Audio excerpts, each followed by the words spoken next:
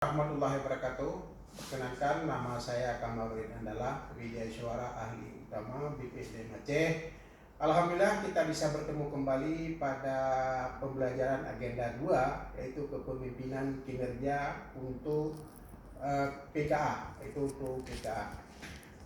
Tentunya kita sebelumnya sudah mempelajari agenda 1, yaitu kepemimpinan Pancasila dan kepemimpinan wawasan kebangsaan yang sudah itu merupakan sebagai dasar.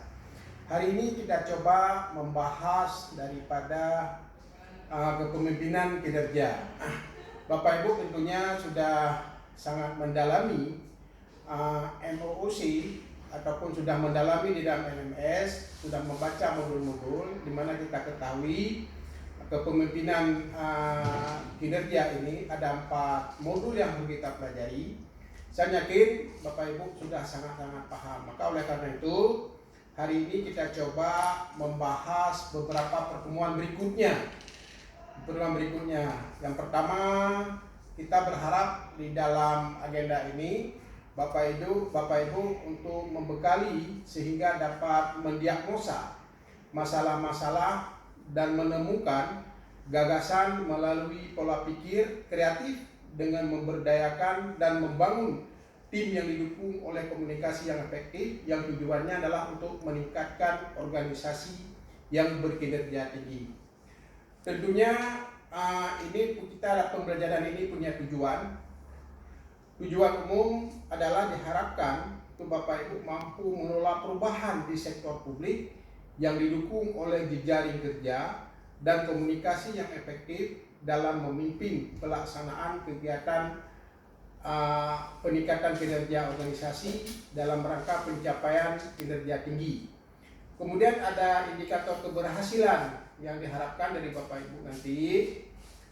Yang pertama, diharapkan Bapak Ibu mampu menerapkan kepemimpinan transformasi dalam pelaksanaan kegiatan di instansi sehingga menghasilkan kinerja yang tinggi di instansi Anda.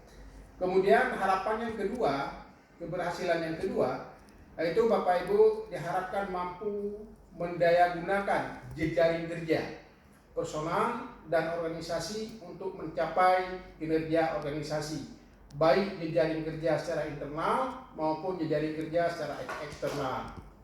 Yang ketiga, Bapak Ibu diharapkan mampu menerapkan komunikasi yang efektif secara internal dan eksternal dalam suatu organisasi publik untuk menunjang pencapaian tujuan di tingkat organisasi, yaitu berorientasi pada pelayanan publik maupun program kerja di tingkat unit kerja masing-masing.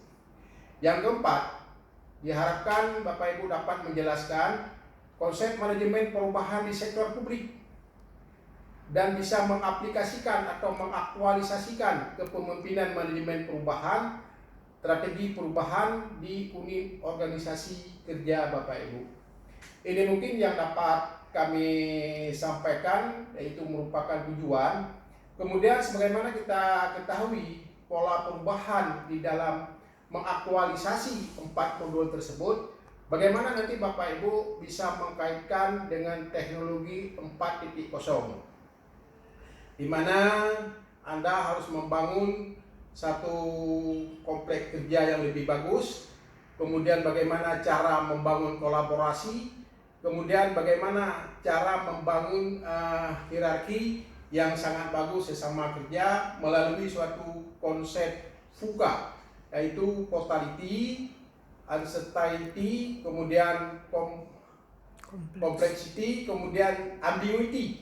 Ini yang diharapkan. Sehingga melalui VUCA ini Anda bisa menciptakan suatu peluang sekaligus tantangan sehingga tidak harus lebih kreatif dalam berinovasi dan bisa bertahan untuk melakukan suatu perubahan global. Bapak Ibu yang kami muliakan, tentunya kalau kita melihat modul daripada agenda 2 ini, yang pertama adalah kepemimpinan transformasional, yaitu ada 3 hal pokok yang mendasar mungkin yang perlu mendapat kita elaborasi. Yang pertama, konsep dasar kepemimpinan transformasional, kemudian coaching dan mentoring dalam mendukung inovasi organisasi, yaitu penerapan kepemimpinan transformasional untuk dilaksanakan di organisasi. Ada 3 hal. Kemudian di agenda kedua yaitu jejaring kerja. Bagaimana Anda memahami dan mengaktualisasi konsep jejaring kerja yang berjaring kerja yang tinggi. Yang kedua, konsep analisis jejaring sosial.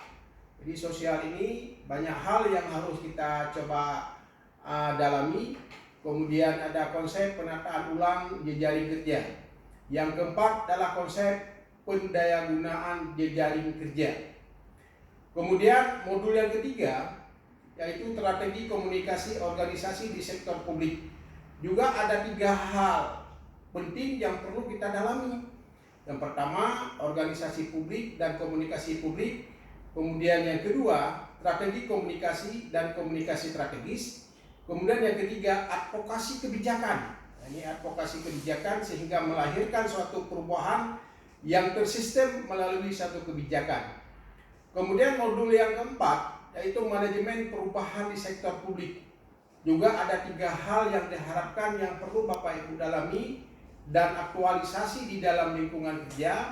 Yang pertama adalah tantangan perubahan organisasi publik. Yang kedua, manajemen perubahan di sektor publik. Dan yang ketiga, manajemen perubahan. Jadi keempat modul ini adalah saling keterkaitan, tidak bisa berdiri sendiri. Di agenda kepemimpinan ini setiap agenda punya keterkaitan. Ada agenda kepemimpinan Pancasila, juga ada keterkaitan dengan agenda kepemimpinan kinerja. Kemudian ada keterkaitan dengan kepemimpinan dengan agenda manajemen kinerja. Yang keempat adalah agenda aktualisasi kepemimpinan. Jadi ini masing-masing peserta, walaupun Anda hari ini mempelajari agenda 2, tetapi jauh sebelumnya Anda sudah memahami di agenda 1. Yang selanjutnya nanti Anda akan dipertajamkan melalui agenda ketiga, yaitu agenda manajemen kinerja. Kemudian Anda juga dari 3 agenda itu harus mampu mengaktualisasi, yaitu dengan aktualisasi kepemimpinan. Itu yang disebut dengan agenda yang keempat. Oke, Bapak Ibu, kita di dalam